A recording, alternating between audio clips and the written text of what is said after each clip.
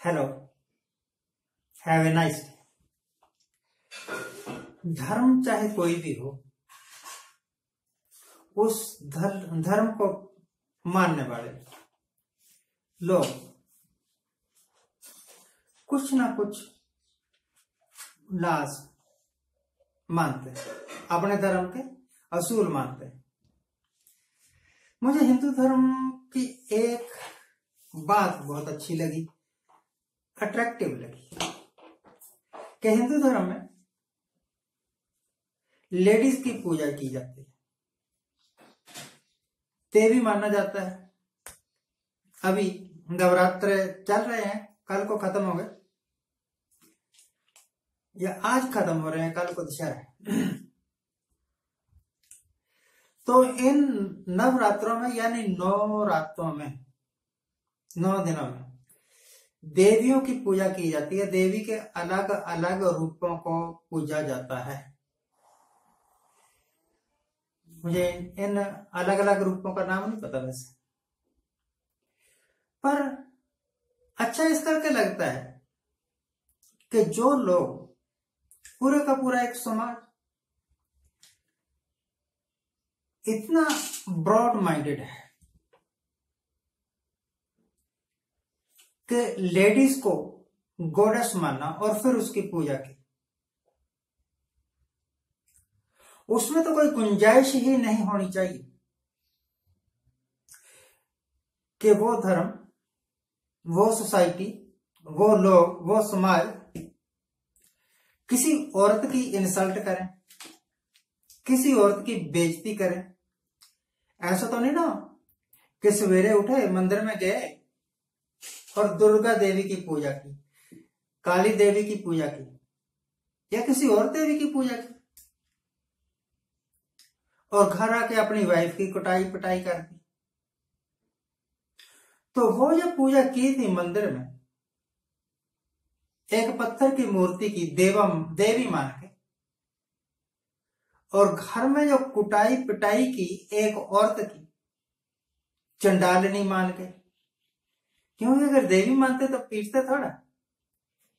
अगर सबसे प्यारी वस्तु मानते अपनी बहन को, अपनी माँ को, अपनी पत्नी को, अपनी बेटी को, तो कुटाई पिटाई थोड़ा करते, गालियां थोड़ा बकते। तो या तो ये लोग हिंदू नहीं है जो देवियों की पूजा करते हैं मंदिरों में जाके, और वो देवी एक्चुअली पत्थर की एक मूर्ति है। अगर सचमुच ही औरत को देवी माना है, अगर सचमुच ही देवी को पूजा है,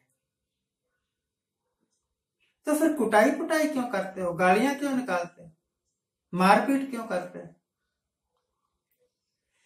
कई बार तो मैंने देखा है लोग अपने घर से निकाल देते हैं, जा भाग जा, मुझे तेरी जरूरत नहीं। एक पति अपनी पत्नी को कह रहा था, 3-4 दिन पहले की बात है, हमारे मोहल्ले में, और लास्ट में जाके कहा।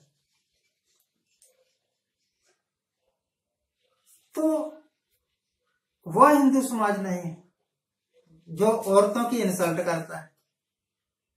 मैंने देखा है पिछले 1.5-2 महीने में 4-5 घटनाएं ऐसी हो चुकी कि 5-5, 6-6 लोगों ने किसी औरत का बलात्कार किया, उसकी इंसल्ट की। जब बलात्कार होता है किसी औरत का, तो उसकी इंसल्ट भी तो साथ हो, अपमान भी तो साथ होता है। कल्पना करो कि जो शख्स किसी औरत का बलात्कार कर रहा है, किसी खेत में घास लेने के लिए गई और वहां 5-6 लोग मिले, और अगर उन्हीं की बहन के साथ यह दुर्दशा हो तो उनके मन पर क्या गुजरेगी? उनकी मां के साथ ऐसा कोई करे तो उनके मन पर क्या गुजरेगी? गुरु नानक ने कहा कि मानस की जात सब है, एक के पहचान को, चाहे औरत है, चाहे मर्द है, चाहे हिंदू है, चाहे मुसलमान है, चाहे सिख है, ईसाई है, क्रिश्चियन है, जैन है, बौद्ध है, कुछ भी एक जैसे, एक क्या पहचान, सभी एक जैसे। तो मंदिरों में घंटियां बजा के, अच्छे अच्छे पदार्थ चढ़ा के, धूप चढ़ा के, खुशबूदार पदार्थ चढ़ा के पूजा करने वाले वो लोग अपने मन में टटोले अपने मन से एक सवाल करें कि क्या हम सचमुच इस पूजा को करने के पात्र हैं? क्या हम सचमुच इस काबिल हैं कि इसकी पूजा करें? पूजा करना एक बहुत उच्च स्तर का कार्य है। पूजा यानी वर्शिप। पहले वर्शिप करने लायक बनो, फिर पूजा करो। तो जो लोग किसी चलती लड़की का अपहरण करते हैं और फिर उसके साथ अपहरण के बाद बलात्कार वगैरह करते हैं, वो सारे मुसलमान नहीं होते, वो सारे क्रिश्चियन भी नहीं होते, वो जैनी या बौद्ध भी नहीं होते, आप में से ही होते हैं। जब हिंदुस्तान में ये घटनाएं हो रही हैं तो हिंदू ही होंगे ना। आरएसएस वाला बाबा वो टोपीधारी कहता है हिंदुस्तान में रहने वाला हर एक आदमी हिंदू है और हिंदू देवी की पूजा करते हैं। तो हिंदुओं, देवी की पूजा करने वालों, आप अपने मन से एक सवाल पूछो, मुझे भी बताना अगर आपको जवाब मिल जाए कि अगर औरत आपके वास्ते देवी है, अगर औरत आपके वास्ते पूजनीय है, तो उसकी इंसल्ट क्यों करते हैं? उसका सामूहिक बलात्कार क्यों करते हैं? ये सच है कि सारे थोड़ा बलात्कार करते हैं, कुछ करते हैं। एक तरफ मान लो कि हमारे हिंदुस्तान की आबादी टोटल ही 100 है, 100, तो 95 लोग एक तरफ जो पूजा करते हैं, 5 लोग एक तरफ जो बलात्कार करते हैं। तो क्या ये 95 उन 5 को सजा नहीं दे सकते या सुधार नहीं सकते?